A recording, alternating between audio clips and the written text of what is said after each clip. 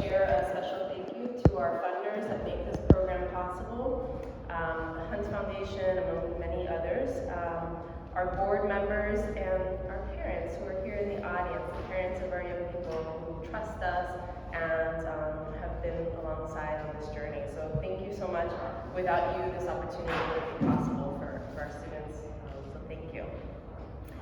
At the Council, we seek to convene and connect people around global issues to build a thriving, competitive, and inclusive Pittsburgh. And the reason we do this, our vision, is to build a more globally minded, globally connected world that's equitable and just for all. Big goal, can't do it alone, so again, it takes all of us, and we're really thankful to be here with you. The Council has been around for 91 years. We just turned 91 earlier this month, October 9th. And next month, we turn, our youth program turns 52 years that we've been doing youth programming. It all started with a partnership with the Rotary International, and we're doing an event that we do every year with Rotary next year. So for all the young people who want to come out to the World Affairs Institute for Student Leaders, please reach out to us and let us know. But really thankful again to get to do this work, and especially to get to do it with an awesome team. I'm going to invite up my colleague Kathleen Newell, who's our Director of Youth Programming and has been leading youth programming not for 52 years, but for 5 of those years, and just really wonderful. Kathleen.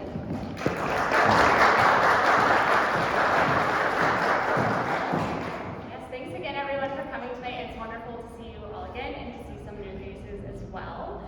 So I'm going to sort of introduce the program, the Global Travel Scholarship Program, for those of you who are just learning about it tonight, and then I'll introduce you to the theme of the night and our students that we're here to recognize.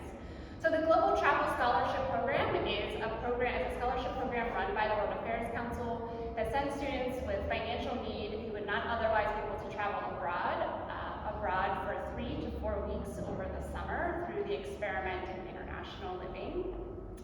This year was a highly competitive process. We had over 50 students from around the region who applied, and we were able to select 12 scholars this year. Our scholars traveled to South Korea, Ghana, France, Spain, Ecuador, and Switzerland. And 2022 was our first cohort to travel abroad since the beginning of the pandemic. And that meant that you all experienced a lot of changes, both with longer application processes. Some of you had to change the program and country that you were traveling to. For many of you, the homestay portion of the trip was canceled, and then you had many itinerary changes before and during your trips, and you dealt with it all with a lot of grace and worked with our team along the way. So we know that you've all demonstrated resilience, flexibility, and leadership in light of all of these circumstances. Each of you pushed beyond your comfort zone and experienced a lot of personal growth. And you've returned to our region as more globally minded and globally connected young leaders. So we want to congratulate you all and celebrate you and recognize you here tonight. These 12 scholars are joining our network of 146 prior global travel scholars who began traveling abroad through the Council in 2004. So we have 6 of our 12 scholars who are here tonight. They are on the screen behind me, all 12. I'll call out all 12, but when I call your name, if you could just stand in place where you are so that we can recognize you. Charlene Barrett, who's from Cornell High School and traveled to South Korea. Naomi Davenport, who's from Alderdice High School and traveled to Ghana. She couldn't be here this evening. Amelie Gooden from Mount Lebanon High School, traveled to France. Marcus Hart from Stephen LaSalle Catholic High School, traveled to Spain. Autumn Leidick from Southside High School, traveled to Spain. Camden McCormick from Mount Pleasant Area High School, traveled to Spain. Mercedes Montano from Avery Neely from North Allegheny High School, traveled to Switzerland. Ayushma Neopani from Asia O'Malley from Pittsburgh Perry High School, traveled to Ecuador. Yuba Patel from Baldwin High School, traveled to Germany, and Mercedes Stewart from Franklin University. Congratulations to all of you on your accomplishments of traveling abroad and returning safely.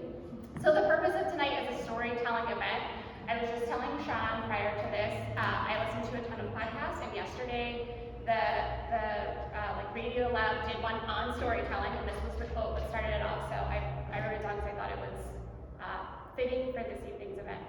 Since the beginning of time, humans have told stories to warn of danger, celebrate victories, and preserve important traditions and customs.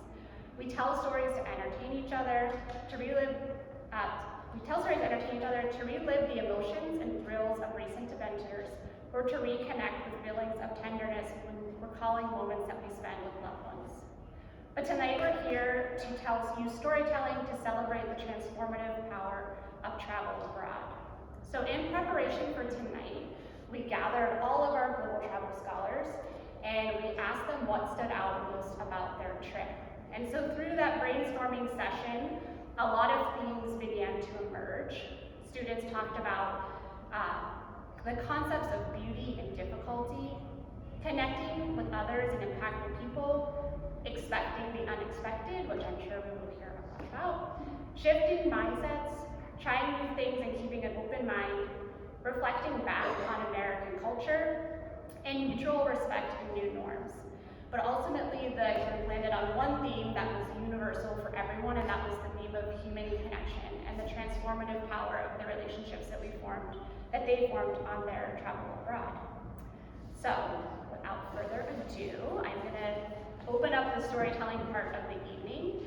If you've ever attended or heard about the Moth, this is sort of a Moth-style storytelling event, so all of the stories that you're gonna hear tonight are true. Students will have 5 minutes to tell the story, and students, I'll stand in the corner of time, so if you're going way over, you might see a little wave from me in the corner. And so please sit back and enjoy yourself and put your hands together for our first storyteller, who will be Michelle Stewart.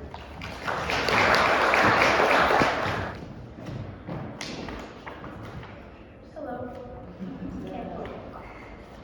So, humans are social species that are wired to connect.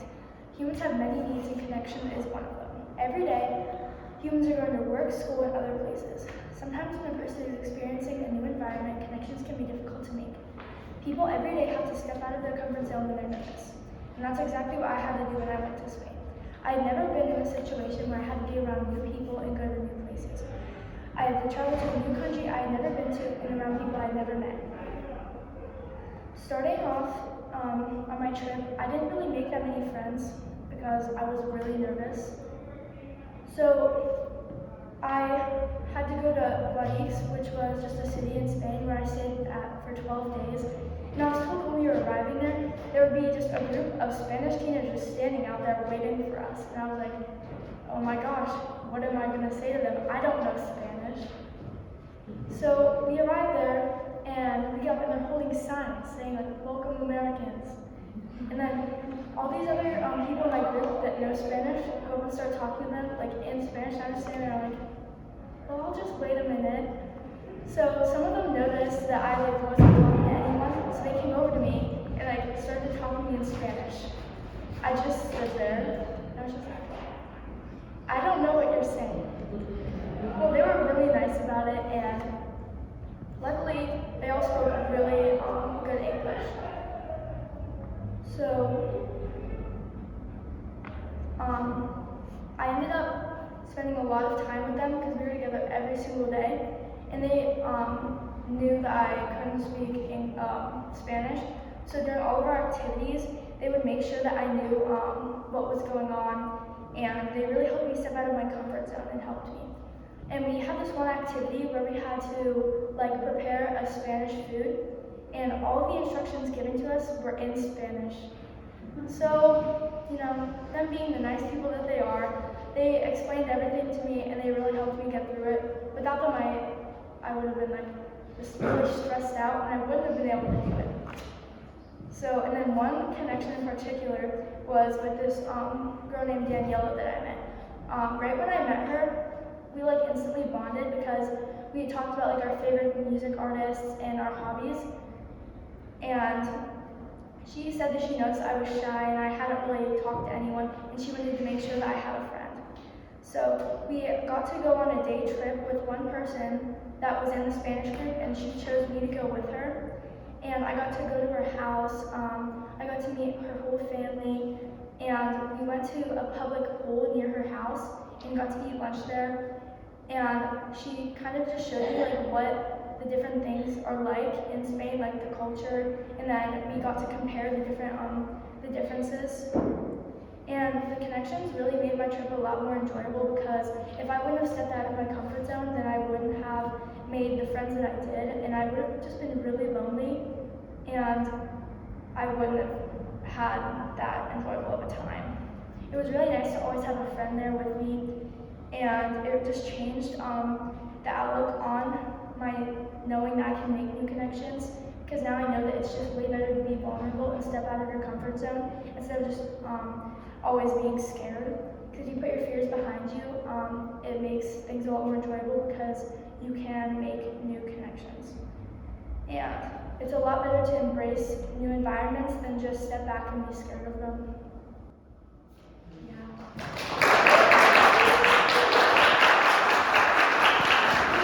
When we were preparing for tonight and we would ask the students, do you want to go first, in the middle, or last? And I think almost everyone said the middle, so thank you for being the brave one to step out of your comfort zone and go first. I already see the character transformation just in that, so congratulations and thank you for telling your story. We're going to continue with the most popular lady here via audience participation, Mercedes Montana. Hola, mi nombre es Mercedes Romano. Yo viajé y estudié la idioma de español y la cultura de Ecuador. By show of hands, how many of you understood what I just said? I'm now going to call on my Spanish teacher, who happens to be here, Señorita Noti, to translate for me, for those of you that did not know. For the non-Spanish speakers in the audience, she said, hi, my name is Mercedes Montano. I traveled to Ecuador and I studied the language of Spanish and the culture of Ecuador. Gracias. For those of you that did not know, now you know how I felt some of the time when studying abroad in Ecuador. So, this is how Ecuador became real to me. And you might be thinking, what do you mean by real? Like, where's this real?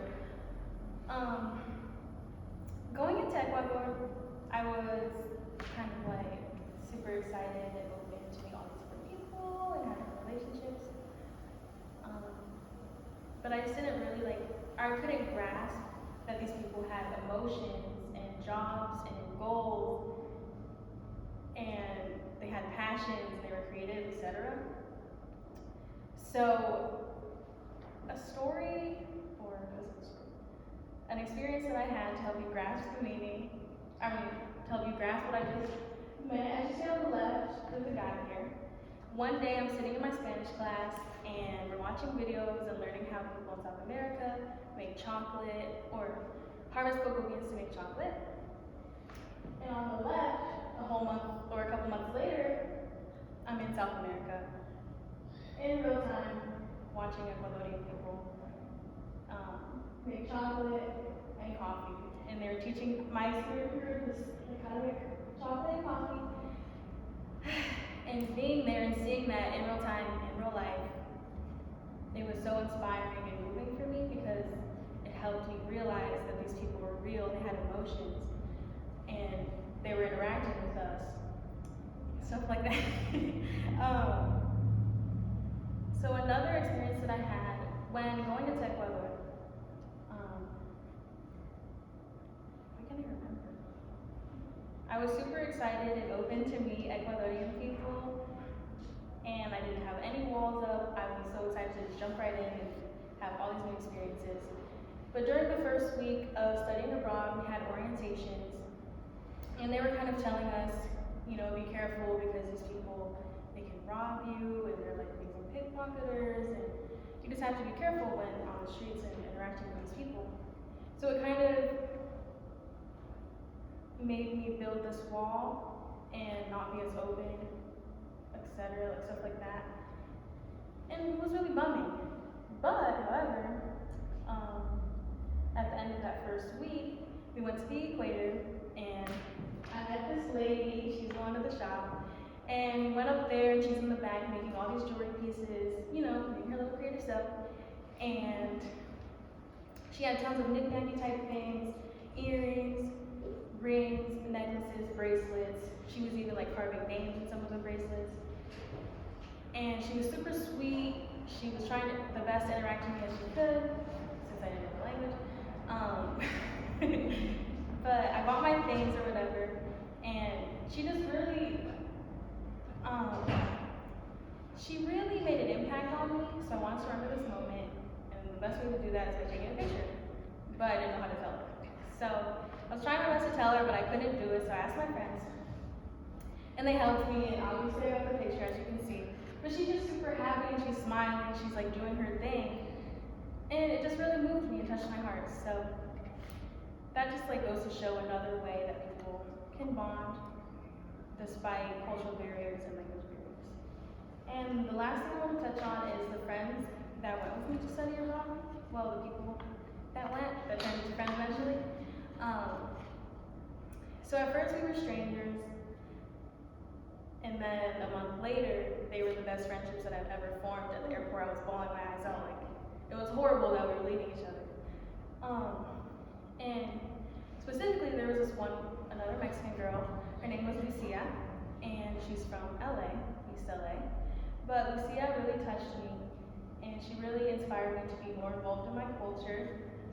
So that kind of explains our outfit today. I have an event after this event, and I'm trying to win a contest, so wish me luck. But mainly, I'm super excited and happy to be dressed like this and more involved in my culture.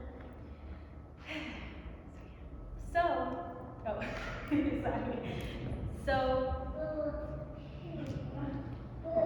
my ending, okay.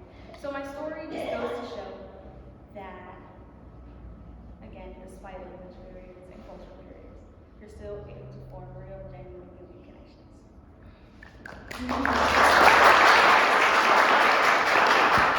2 Mercedes in a row. Yeah, a lot of our students who traveled abroad were in programs that often require a year of language study to be eligible for the program. And Mercedes, I think you did some language study prior to your trip, but I will say when some people got shuffled around to new programs, some of them had to either go in without knowing the language at all, or had to do a lot of independent study prior to their trip. So that was another one of those areas where there was a lot of flexibility and learning as they went. But to continue our storytelling, Charlene, would you come on up?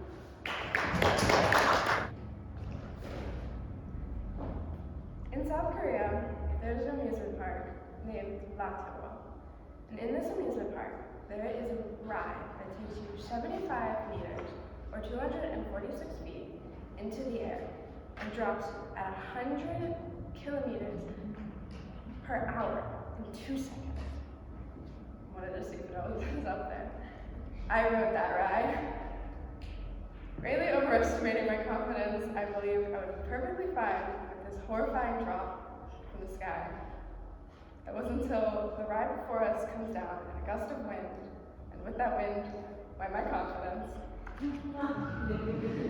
We all know that feeling of anticipation. Rocky for future shows reference. For me, my hands become clammy, and I'm super nervous, and it's like that for most people. Still, we have to get on that ride, and a little voice in our head saying, "Don't do it!" That's the human connection. It's a lot like a roller coaster. Not everyone's afraid to ride, but you still feel the thrill as you reach the top. And once it's over, you're smiling from ear to ear with the wind in your hair. Previously to Latte World, I had actually spent 2 nights at a homestay with another girl from my group named Annabelle. The first night, Annabelle and I had spent with our host mom, where we only ate dinner, took showers, and went to bed. The next day, we regroup at 10 a.m., and everyone comes back from their own homestays, and everyone comes back with stories from their homestays.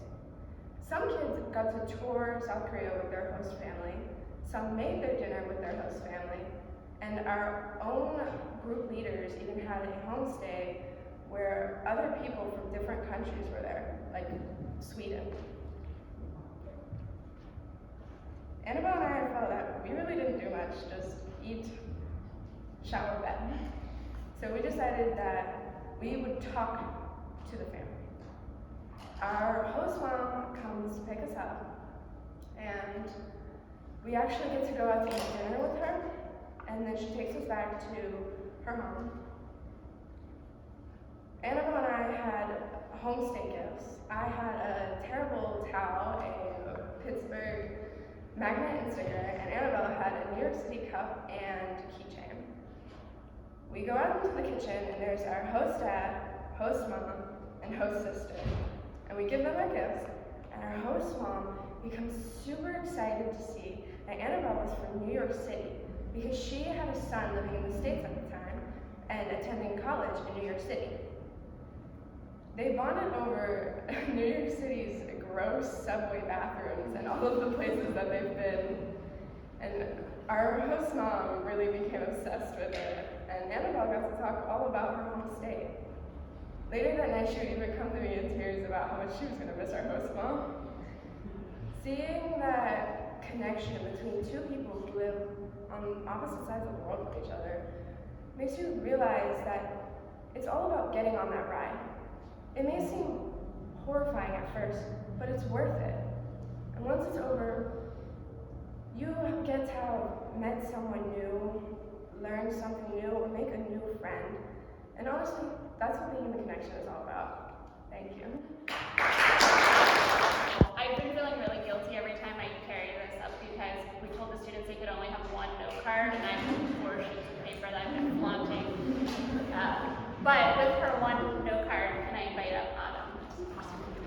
She says that because I wrote like 2 pages. I'm a writer, not a public speaker, so we'll see how this goes. I grew up really socially anxious. I struggled constantly with social anxiety. Talking to new people would like fill me with that like nervous energy. Ordering my own food would like tighten my throat, things like that. So obviously going all the way to Spain was a big challenge for me.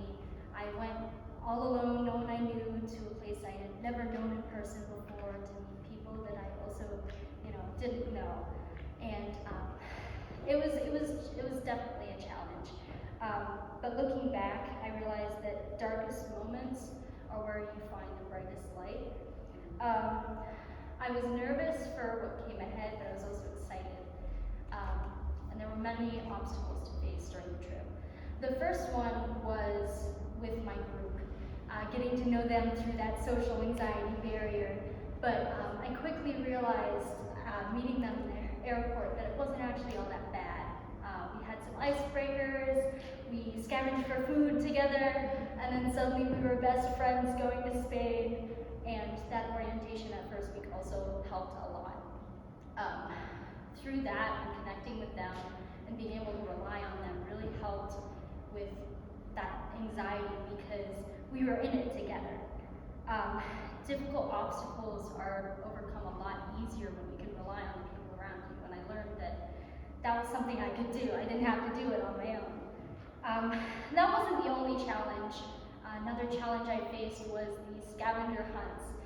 This was a very, very dreaded game initially, where in both Madrid and Barcelona, we go out into the streets in smaller groups and approach strangers and in complete Spanish ask them questions about their flags, what their favorite things to do in the area was, like things like that. And it was nerve-wracking, but it ended up being, even though it was initially dreaded, it ended up being a really awesome experience in which I learned a lot. Speaking in Spanish in Spain was nerve-wracking, but once I got over that hump, we actually learned a lot about the people and its culture just by listening and hearing to them, like hearing what they were saying. I improved my independence, social skills, communication skills in just that short amount of time where we were running through the streets of Madrid asking questions, trying to hurry up and be the first group to win and things like that. I definitely learned that you can get the best out of something by listening, and that by actually like investing yourself in that moment, even if it's with a complete stranger, it turns lessons into journeys, which makes things a lot more impactful later on. My third and obstacle was my host family. I got to stay with them for 2 weeks in Valencia. I stayed with them in Chiribella. They were a wonderful, wonderful family, but at first it was very, very overwhelming because as soon as we got off our 4-hour-long bus ride, my host mom came up to me, immediate Spanish, super fast, no breaks. She was like, oh, if I'm talking too fast, I can slow down, but she just went faster. She wasn't gonna slow down. She took it as a challenge, and I had to face it head on. This obstacle was different from the other ones because instead of being with my group that I had grown comfortable with, I was outside that comfort zone again where I was alone. There were only 2 other girls with me at the time, and it was really just facing that obstacle head on my own. But I learned that, much like the scavenger hunt, the initial dread was for nothing, and that it was an extraordinary experience where I learned so much. I learned that not keeping my anxiety, but like using that to keep myself away and pushing through that wall and actually investing myself and trying to learn and trying to speak with them even though I'm scared, you know, led to like such deep, impactful moments. It was probably the best experience of the trip. I like to describe it as the tip of a mountain where you finally get towards the top and you're climbing this mountain, and the last couple steps seem almost as daunting as the first couple steps you took in the journey, where you're just staring at this tip and you're almost there and you're feeling the hours you spent in your legs. But once you finally reach the tip, you're looking down at the great expanse to reflect upon all that you've experienced. And that was basically it, getting to know this family. We ended up being extremely close. From going to fairs, laughing, going to see Minions in Spanish, the new Minion movie, that was funny. I loved Paula, my eldest host family sister. We went with her friends. I distinctly remember the time where we spent the whole day going from beach to beach, and if you were paying attention, there were a couple beach photos that were really pretty. That's all we did that day, and I remember sitting on the shore with my host mother, watching the rest of the family out in the waves, being goofballs as the sun set. We were just hanging out. We didn't need to talk. We didn't need to like try to keep up with each other or anything. We just listened to everything going on and took it slow. And in those small moments, you know, you learn the most. It's not learning with your mind, but with your heart. I learned as much as I did about the culture, about the language, about everything in Spain and the area because of those personal moments, not because of a textbook or documentaries or anything like that. Those human connections propelled me into personal growth and awareness of others. I realized how much of an influence I had on others as well as an impact.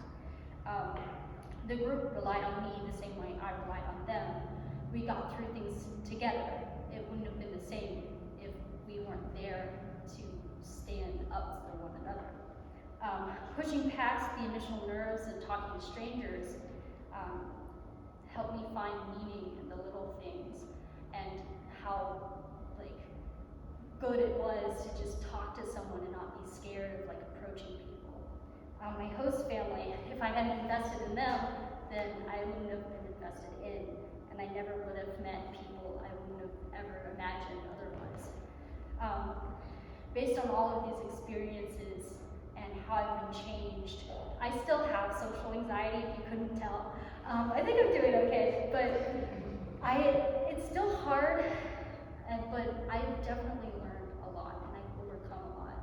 And I wouldn't have been able to do it without this trip.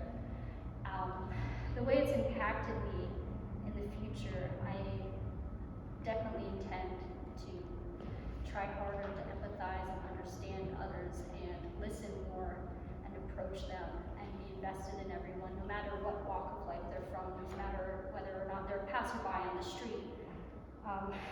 It's incredibly important to seek that connection with others because we're all on this road together, and if we want to make the world a better place, then we need to accept that and really get to know each other and work with each other instead of kind of in our own little bubbles, because we all are connected.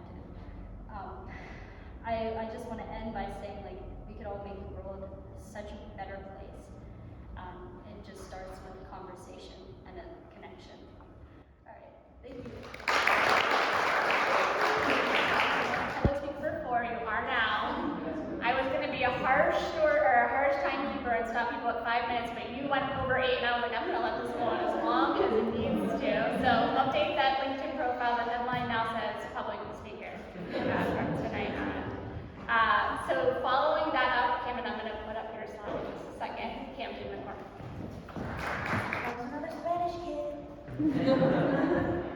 Okay, so this summer I was given. Alright, so this summer I was given the privilege to go to Granada, Spain, where I studied the Spanish language and culture.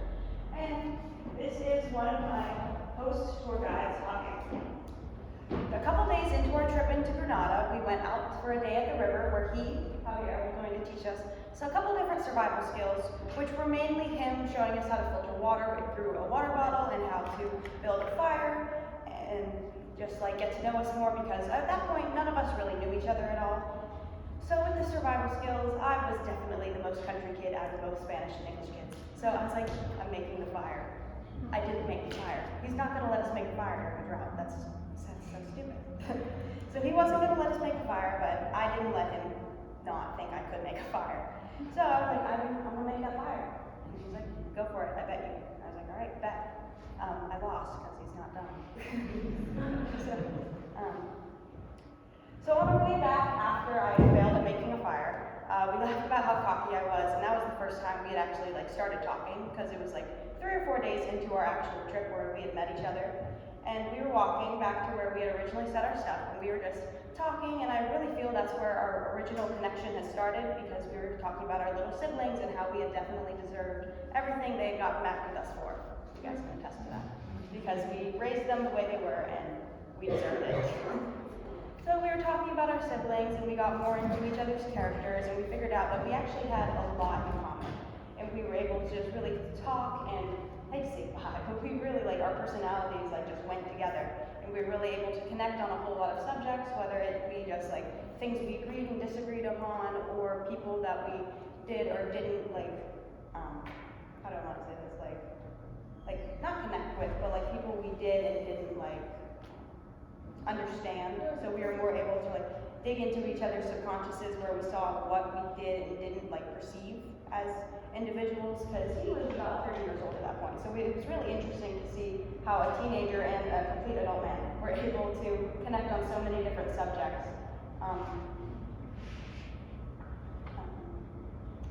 Different reasons why we connected were he was really an outdoorsy type, just like I was. He was really outdoorsy, just like I was, and he was able to, we were able to talk about that and being outdoors, and we were really two of the only people in all of the groups that were able to just take whatever was coming at us, and we were really able just to throw ourselves into the wind and experience what was there to be experienced. There was a lot of walking, as our other Spanish people can attest. There was so much walking, so we were really able to, we had a lot of time to talk. There was so much time to talk because there was so much walking. But we were really able to connect on so many different places and subjects because we were able just to have that time where we were able to see each other and talk and just really connect on multiple different levels. And when we were saying goodbye in Granada, we were hugging everyone goodbye and talking about our favorite things that we had all done with each other. And during our hug, I told him, "Tu eres mi favorito," which was, you were my favorite, because he was our third tour guide. And we kind of felt like he was a little bit forgotten within the groups because the other two were their main people, and he was just kind of in the background. But told him he was my favorite, and really thought that was touching because it was kind of interesting to see how we both were able to connect. I feel like I say connect so much, but the theme is human connection after all. We were really able to, I'm trying to say connect. It was, I'll just move on. And later in Guadix, he had met us up with a couple different days where he had stayed in Granada with the other ESL2. Come up to Guadix on one of our last days to celebrate our Puro and Jen's birthdays, which was two of our other group leaders. And we had ended up going to the beach, and everyone was having really great times, and we taught this 5-year-old little girl to play frisbee in the water, and it was just really fun. And on his very last day, 15 minutes before he was leaving, I gave him a 7-page letter thanking him so much for how much he's helped me connect with everybody in our groups. And he really became one of my biggest role models I've ever had, and I was really appreciative that I was able to experience the level of connection I could with another person that was 3,900 miles away, and I never thought I'd be able to experience that kind of, like, not situation, but that kind of connection with someone that I knew for such little time. But it really felt like I was able to know all of my group members and group leaders. It felt like I knew them for so much longer than just 1 month, and I was really appreciative to be able to have him, like, be there, and you could really see how much he cared about his friends and his family, and even just the group of 15-year-olds that he had seen for like 4 days. You could really tell just how much he wanted to be there and how much he personally was in it for the trip and how much he wanted our experiences to matter. And I can't thank him enough for that. Camden's other role model, I just want to say I'm proud of you. Camden and I went to the same high school. My name here was required, but I am proud of you for being here. And we have one last storyteller, and then we're going to pivot to a little panel discussion with all of our scholars who are here tonight. And I know that when you said the order, you said you did not want to go last, but somebody had to. So Aishna, you can close us out. Hi, I'm Aishna, and I went to France this summer.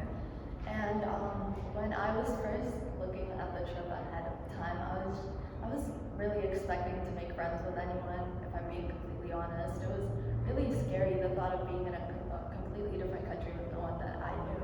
So I didn't think I was just going to immediately be close with random strangers.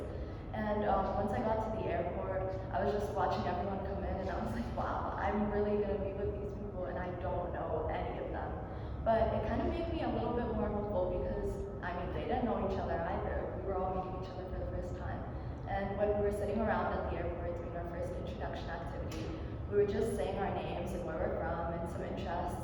And that made me a lot more hopeful because I realized these people might just, like, the chances of me becoming friends with at least one of these people was pretty high. And so once we actually got to France, we were lucky enough to have our host families. So during that time, we were all with our host families, but we gathered for one unusual day where instead of shopping or doing activities in the city like we would usually do, we went to the countryside to milk cows and fish, and that was not my thing. I never expected to be doing that in France because I never did that in America. But I was with all those people and they taught me how to fish. That was exciting. I caught one fish that was like this big, but an achievement. And after we had spent like half the morning fishing, we were just sitting around eating our lunch, and someone made a joke about a sharing stick that they found on the ground. They passed it to one person and they said, okay, share your story. And she just kind of made a joke talking about whatever, and we all said, thank you for sharing. And somehow this turned into people actually talking about themselves and sharing things that we had never shared prior to this. So we passed it to one person, and she talked about how she was so happy to be in France because her mom would never let her dress that way back home. And a lot of people seem to agree at the end of that with thank you for sharing, and then we passed the stick again.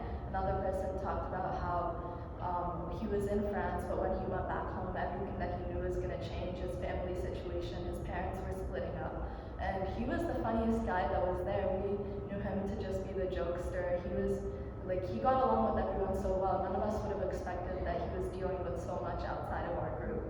And so we said, thank you for sharing. We passed the stick again. This continued for a while. People talked about their financial problems, their mental health struggles, topics like that. And it was just really, what would be the word? It was really eye-opening because, of course, those people were real. They were all there, but they felt so much realer after hearing all of their experiences. They were dealing with so much that we never would have known. And while we were in that space, we were sharing things that most of us would never share with people back home. Just because we were there and we knew that we had people who were supporting us, somehow we were able to open up with random strangers more than we ever could with people that we knew back home.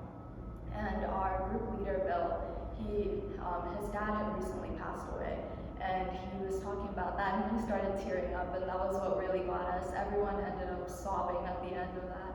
And that whole experience, that really just brought us a lot closer together. We had so many days spent together after that, and while we had bonded prior to that with all the group activities that we had done, that was just the biggest experience. Like, how can you not be close with a group after telling them the deepest, darkest secret you have?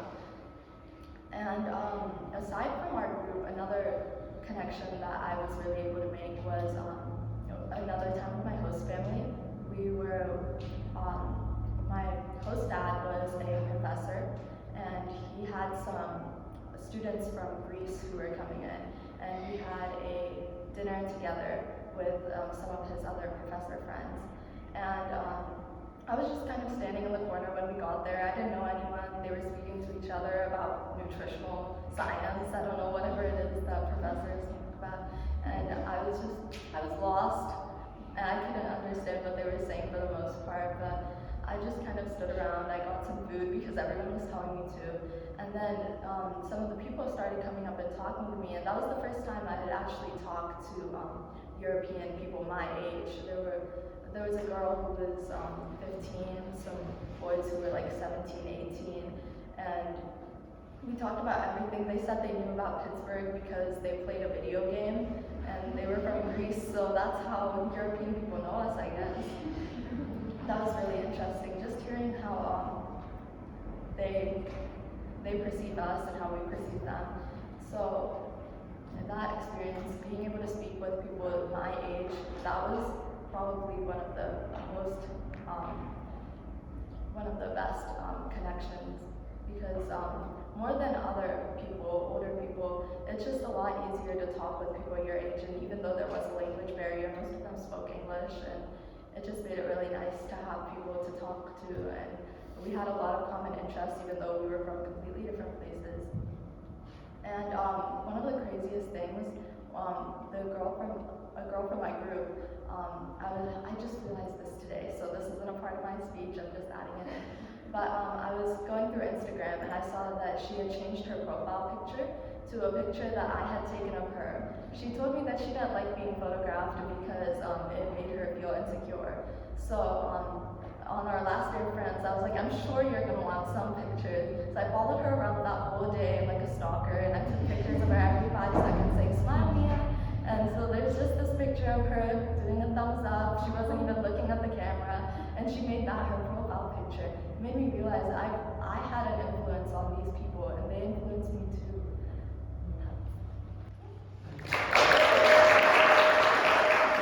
Paper, I decided to do it too. Ayushma is also on our youth board. She's been on our youth board for 2 years. So if anyone is interested in learning more about the youth board, you can talk to Ayushma about that. Can I get one more round of applause for all of our scholars?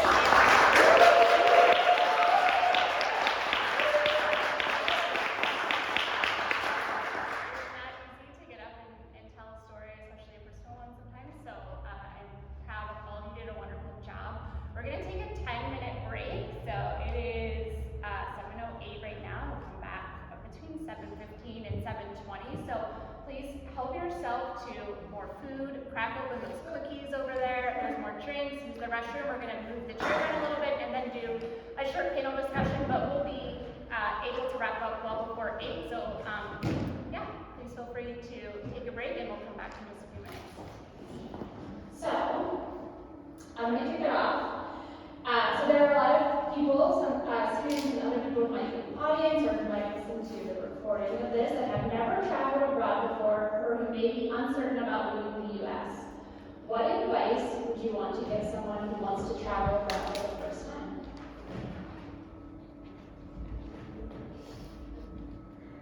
Specifically for the experiment, listen to the packing list. I did not listen to the packing list, and I had so much to do. Students say this every year, and we tell students every year, listen to the packing list before, and they come back and still say, I didn't listen to the packing list. Yeah, I would just say listen to the packing list. I kind of tried to follow it, but even then, I got there and it had so much stuff that I just was missing. So, being the only person in my family that has actually went abroad, I kind of have some advice. So honestly, just be yourself, to be honest, and don't be embarrassed or nervous. Because if you think about it, like, you're experiencing their culture and learning about them, but they're also learning about you. And just being yourself is the best way to go about setting abroad or abroad in general.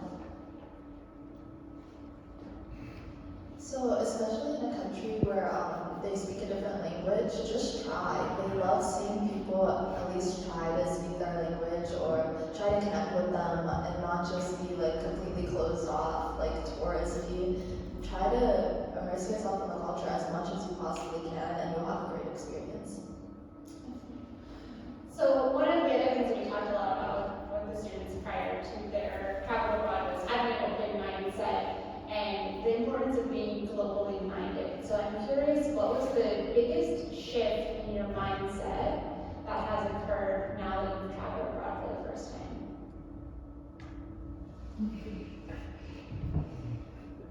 I talked about that in the story.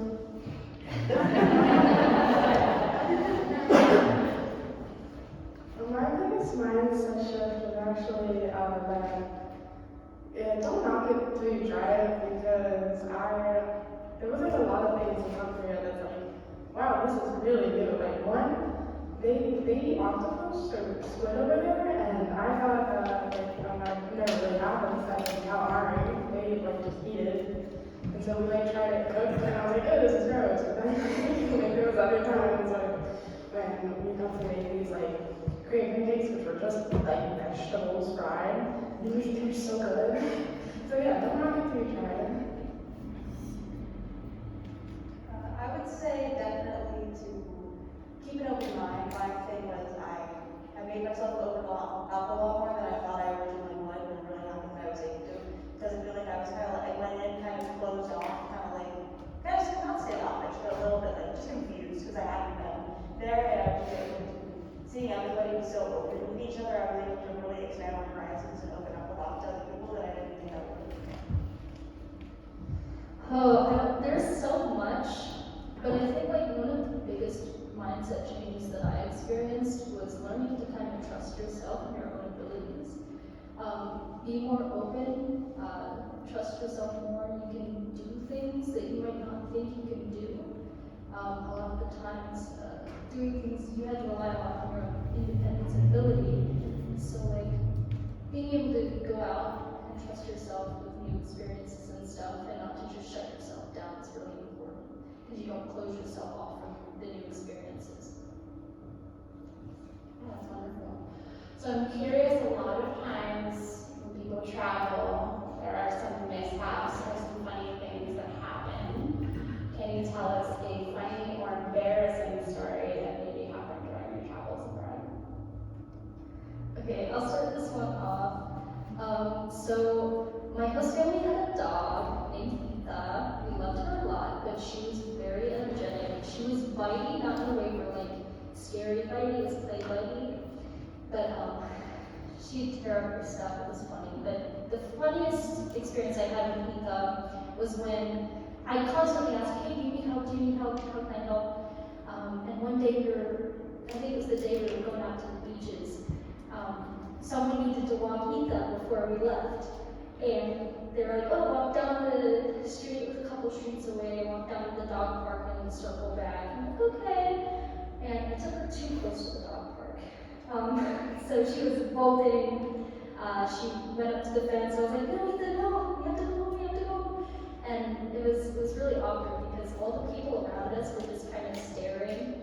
And like in Spanish, they were saying, do you need help opening the gate? And he was like, no, she can't go in Spanish. But I sounded like foreign kid just saying over and over, we gotta go home, we can't go in, or this dog. It was a big dog, I couldn't drag it, I couldn't carry it, so I basically like, my knees almost got taken out by a metal fence because she jumped over it and I was still walking.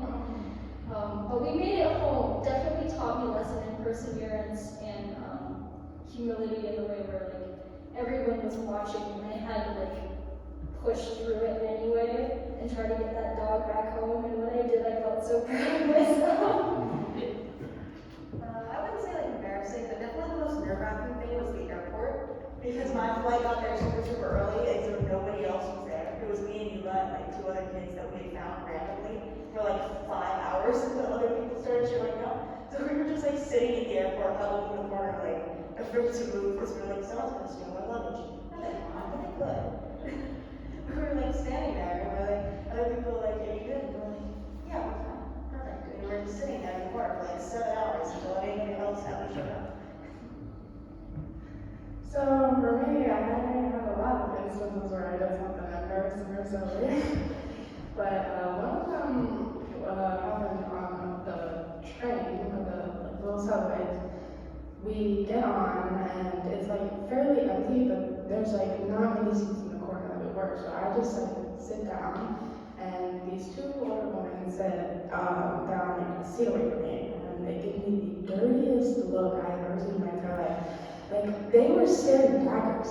And I immediately realized I had sat in the elder people's section seat where you're not supposed to sit unless you are older or pregnant or have a child currently or an injury. And I was like, I have none of those.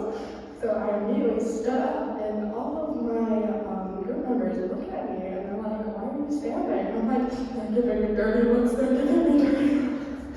And that was really embarrassing. Just funny memory. So, in the Galapagos Island, and we have some free time, so I'm like, okay, to my friend, let's go to the store and get snacks. So we do that. When I'm there, I'm like asking how much it is, so I want the bus up. And the guy, he's like, oh, you speak Spanish? In Spanish, and I'm like, no, I do not. So he starts talking to me really fast in Spanish, and I'm like, yeah, sorry, no, guy, I'm just really sorry about that.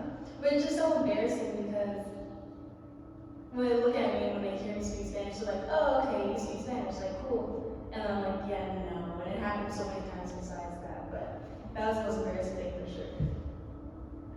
So I had to take a ceramics class, and there was this lady that was instructing us, and like I said before, I don't know Spanish. So she comes over to me, and she saw that I was confused, and she's like, do you want me to explain this to you in Spanish? And I said yes, because I thought she said not in Spanish. So she went on this whole rant about how to do it. So I just sat there staring at her, and I didn't want to interrupt her. So she did the whole thing in Spanish, and then I had to be like, I don't know anything you just said. So this wasn't my experience, but this happened twice. The French metros are horrendous, especially during rush hour right after work when people are leaving. They're so packed, it's impossible to even like stand up in them.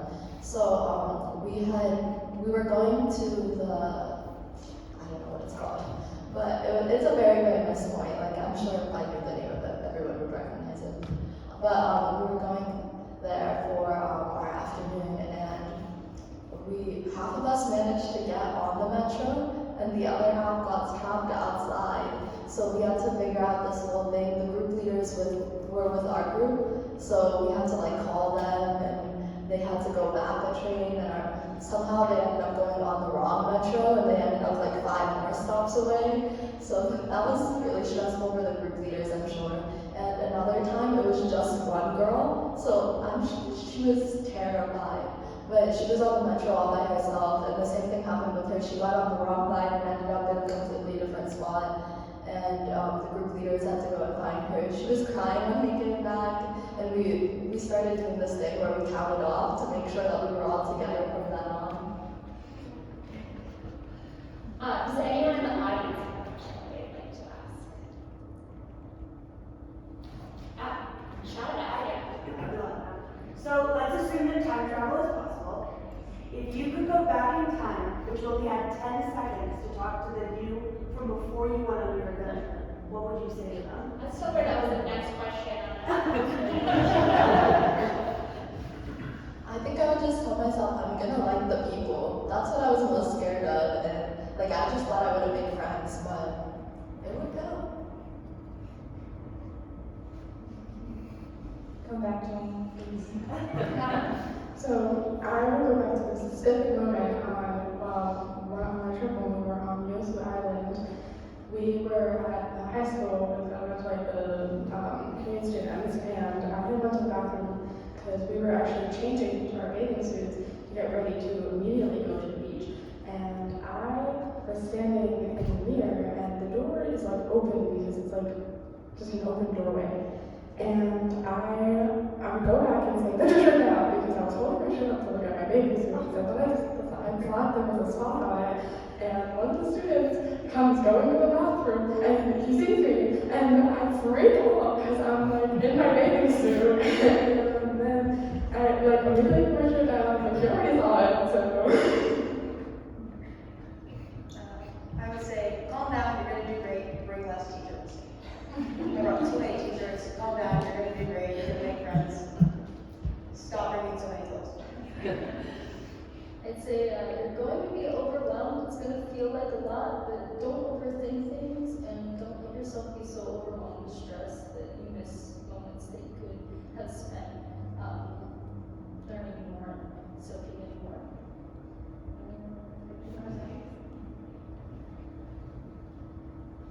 Okay, so when we went on a lot of hikes and walks in general, but when we went to the Amazon, like it was hikes 3 times a day. It was crazy, but on the hikes I was just like, oh my god, this is not my thing. I'm just not active whatsoever.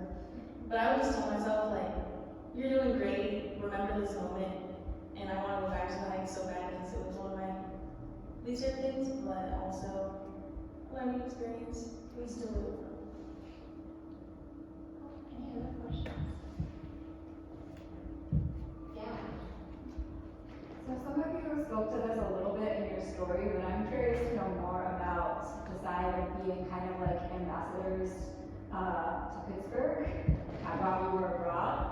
What were people's reactions when you told them I'm from Pittsburgh? Did they know where that was? And what did you share? What was the most important thing that you wanted to share with them about our city? So mine's not really about Pittsburgh, but it's about Pennsylvania. All the Spanish kids would ask us where we're from, and I would say Pennsylvania. And every single one of them, their first reaction was to say Dracula because of Transylvania. And they all thought they were like, Transylvania, like Dracula? And I was like, no. So like I talked about, the Greek people my age, they only knew Pittsburgh from some war video game where you have to walk through Pittsburgh to get through, like, I don't know. But people didn't know Pittsburgh at all, and I wasn't really surprised by that. I mean, I kind of expected it going in, but I had to tell a lot of people that it was just somewhere near New York, because that would give them an idea of where it was. So it's not really about Pittsburgh, Pennsylvania, but when I would tell them from Estados Unidos, they'd be like, oh my god, Estados Unidos, what's it like there? And specifically, I was at the park, it was during my homestay, and this teenage girl came up to me and she was like, oh, where are you from? In Spanish, obviously. She did not know like a word in English. But my host sister was helping us translate, and the first thing she asked me about was like boyfriends and boys, and she was like, what are they like over there? How are they like over here? And like, you know, we just exchanged that, but I just thought that was interesting, so it was like the first thing she asked about. Again, the person, they really did ask me if you're Pennsylvania, I've never seen that. And then you're like, it's kind of New York, but it's like, you know, Pittsburgh or like Philadelphia, you're trying to name things that they would know, and they're just like, Transylvania. We're like, no, whatever. I don't have a distinct memory about like their thoughts on Pittsburgh, but I do have a really nice memory. The dad, we called him Mate, and I was sitting at the table after he got back from work, and he was looking at Google Maps on his computer, and we basically looked up where I lived and stuff, and he was like fascinated because I live out in like the Clinton area where there's like more countryside and stuff, and I'm surrounded by Christmas trees, and like he was just fascinated by that, and like I was talking about how, oh yeah, I have some animals and things like that with goats, and he was like, really? Like he wanted to know all about it, and like he wanted to see where I worked and things like that. That was just a really special moment that I had with him.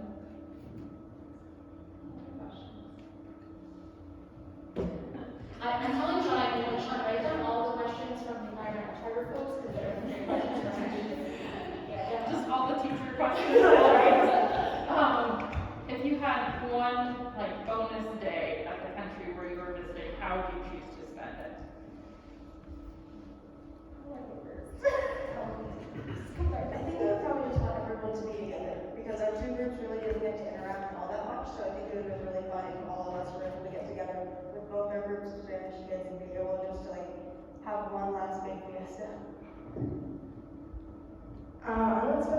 playing Spotted with the 3 other girls on that trip because we had bonded so much over that game. It was such a fun game, and we would play it for hours at like night. And we would just like eat our snacks and be like green, blue, whatever that was on the card. It was just like that's how it was about it.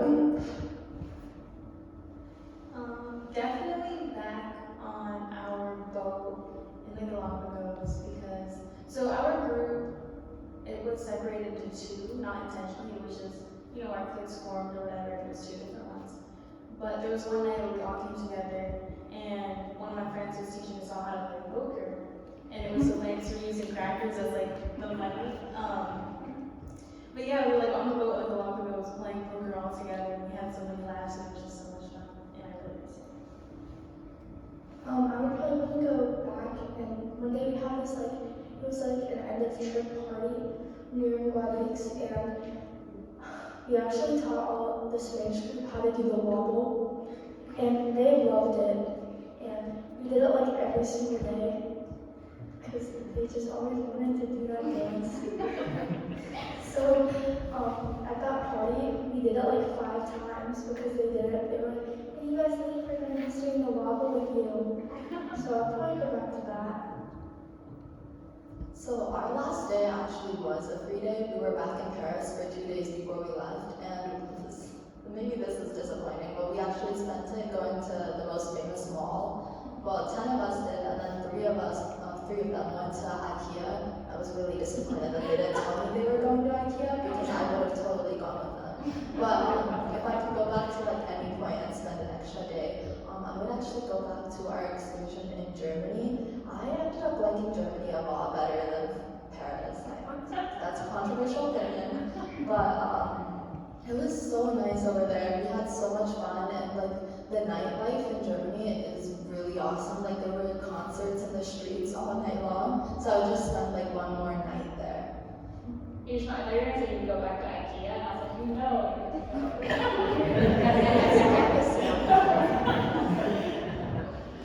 Autumn, did you want to share? Yeah, they're back.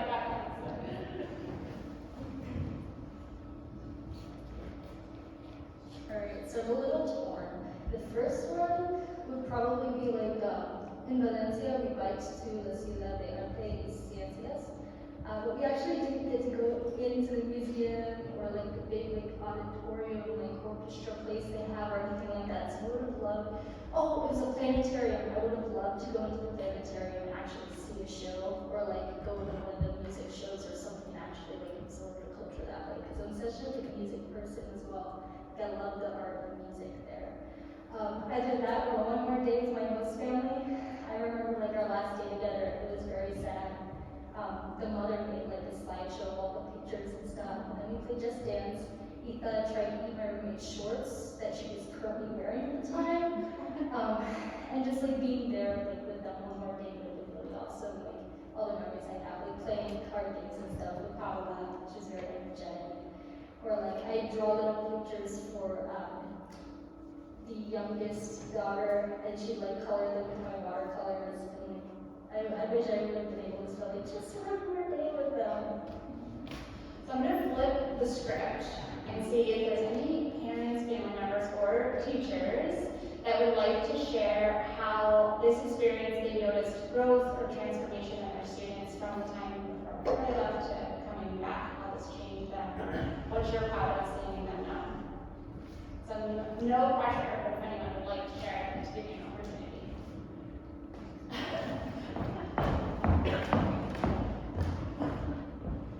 Hi, so I'm Mercedes Emmett, and I would say that I think I was surprised at how close she got to the other students that traveled abroad, because I think that was something that we discussed beforehand, and she was afraid, like if I don't click with them, or what if there are these clicks, or I think she was kind of wondering, how she got along with the peers, the other kids in the group, and them coming from all over, other parts of the country and different financial status. Some of the students are going on a travel scholarship, and some of the students pay their way. And so we were, wondering about that. Is how are you going to get along with these? Are they going to be used to have rich kids, or like what's going on? I mean, those are the questions we were wondering, but she actually ended up largely bonding and forming friendships that, to the point where she was in tears the last day, when she would leave them, and she's still in touch with them now, and she wants to go visit them in LA next summer, so we're gonna figure out, how to get her there.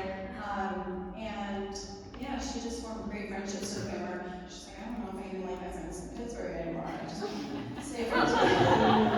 It's like, I don't know, they're not the same. So, but it was such an amazing thing for her to meet kids from all of the rest of this country, and and then to form these friendships on a different continent.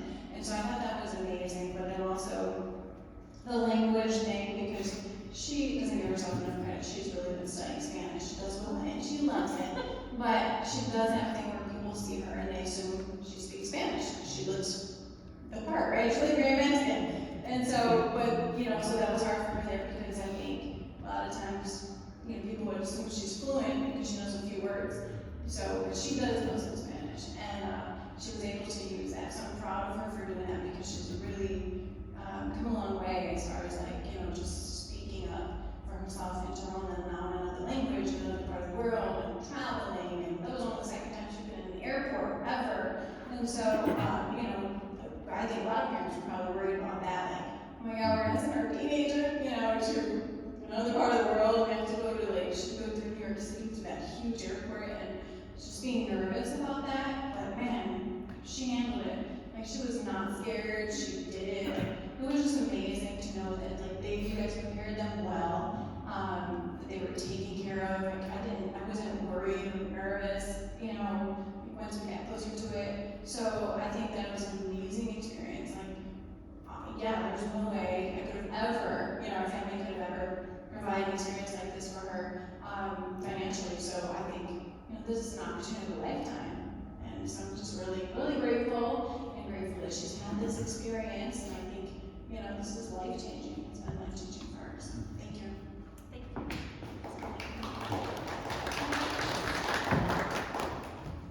And students, is there anyone who'd like to give a thank you to the folks that supported you? But we don't want to time whether they're here or not here.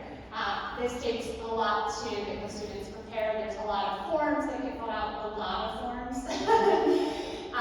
There's pre-departure orientation meetings that happen through us and through the experiment. There's a lot of time that goes into it. There's a lot of planning, there's a lot of resources, and that's only possible through partnerships with the parents and families and teachers that support them along the way. So thank you on behalf of us as the council, and thank you to Sean, who did a lot of that support on our team as well. And then I'll let each of you say thanks, and then I'll wrap up from there. I have to begin with thanking you guys, the council. But I'd also like to thank my parents who are not here. They helped me a lot in the process. We had a lot of discussions. They prepared me a lot. But again, Kathleen and Sean, I've known you guys for 2 years now, and this was such an amazing opportunity. I wouldn't have found out about it without the council. So I'm so glad you guys are here and you gave us that opportunity. I guess I'll just thank my dad because he helped me fill out forms. I'm not gonna go too in depth because I tend to get emotional when talking about this type of stuff. But I want to thank my aunt for being, my number one fan. I want to thank Kathleen and Sean for allowing this program to happen. And of course, my amazing teachers that are here. They definitely support me inside and outside of school. So thank you guys. I appreciate it. I would like to thank you guys again for giving us this opportunity, and then to thank my parents for being super proud of me for just taking this chance. And I would also like to thank my teacher who isn't here, but she helped me a lot with getting through this progress and telling me you can do it. So I'd like to thank her too. I would like to first thank my parents. Mom, thank you for answering my text that morning. I should have been taking a history test. And thanks to Dad for driving to Pittsburgh all the time now. Because we don't normally do that. I want to thank my world history teacher who was going to be here and didn't show up. I don't know why he wasn't taking that test one day, but thank you for not making me take that test. And I'd like to thank Kathleen and Sean because they really gave me that second chance to be able to be here with all of you, and they really saw my potential. heart's filled. There's so many people, so I'll try to go through this fast. First and foremost, I want to thank my parents, especially my mother, for being a huge support. I wouldn't be able to do the things that I've done, the orientations and everything without them and their support. Secondly, the organization, without them, I would never, ever, ever have been able to do any of this, and it's been so life-changing and just a wonderful experience. I want to thank Senora back in school. As soon as she learned that I won the scholarship and was going to Spain, she was jumping up and down in the hallway in front of everyone to see. Immediately started listing off things I need to know. It's like, if you have any questions, things like that. Two of my other teachers, Mr. McCoy, he was the one who told me about this opportunity. He moved me through the process of the application. He and Mr. Ogden, another teacher, helped me through like mock interviews and stuff to prepare me. Really supported through that, and Mr. McCoy, like, I'm going to be talking to his students and stuff about this organization and what they're offering and stuff this year as well, hopefully. Yeah, I want to thank my group leaders that went with us to Spain and kept us safe and helped us through the programs, and was invested in us not just as students but as people, as well as like the tour guides in Spain who like really tried their hardest to like show everything they loved about their country and about their culture and the city, and like their passion for what they were doing and like their investment in everything like shone through. So I really wanted to thank all those people. All right. Thank you so much. Thank you all for going on this journey, for seizing the opportunity. You all put in a lot of time, and I can see so much both of you from the first time we met until now, from how nervous you were at your interviews to how nervous you were giving your stories. But you all did a wonderful job, and it's wonderful that you to see you now on this side and how transformed you were, and to have the human connection that we all now share with each other in this journey. So thank you all for coming and supporting our scholars and spending your evening with us. We appreciate it so much. There's about 10 minutes before we're going to be packing stuff up, so please, please, please help yourself to leftovers or just take some with you. Take drinks for the road, and feel free to network with our scholars, and we very much hope to see you at future council